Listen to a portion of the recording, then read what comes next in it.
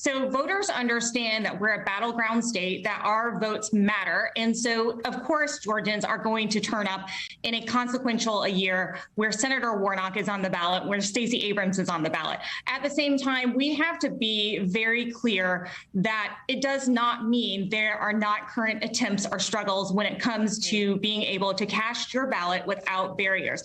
I just talked to a voter this morning at church, and he said that the secure drop boxes that were once available outside have been moved indoors. We know that was the case. He said he showed up to drop off his ballot, and he said the line was wrapped around the corner. He was just trying to get in to drop off a ballot, and here he was having to deal with this long line because they chose to move these secure drop boxes that were once available 24/7 outdoors, ADA accessible with a camera indoors, and they did it without any kind of reason.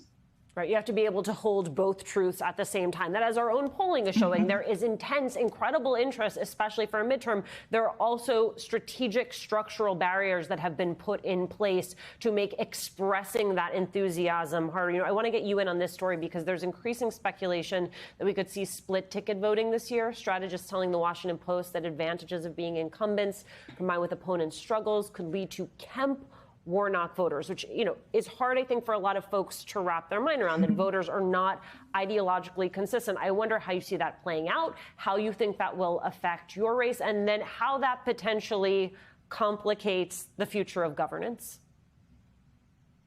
Well, yeah, we have seen so many polls all across the map in the state of Georgia. And what I'm doing is I'm continuing to talk to Georgians and putting my head down and reminding Georgians of what is at stake here in this election and what it means to elect somebody like Stacey Abrams. That means we can finally make a move to expand Medicaid, which would give over 500,000 Georgians access to health care. We can also appeal the 6-week abortion ban, which affects so many lives here in the state of Georgia, where over half of our 159 counties do not have OBGYNs. And so it's important to tell Georgians what is at stake here, what Georgia could look like if we are able to elect somebody like Stacey Abrams.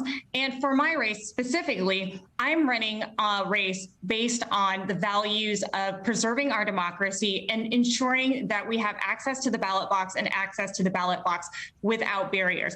I'm running a campaign that is based on the idea that every Georgian should be able to cast their ballot without having to jump through hoops. When we talk about voter expansion, we are a state that has gone backwards. Under Brad Raffensperger, voting has gotten more restrictive in the last 4 years, and we should not be going backwards. We should not be passing laws that are predicated on lies and conspiracy theories, and he wants to take it further. He's already told Georgians he wants to end automatic voter registration, which has been a law of the land in Georgia.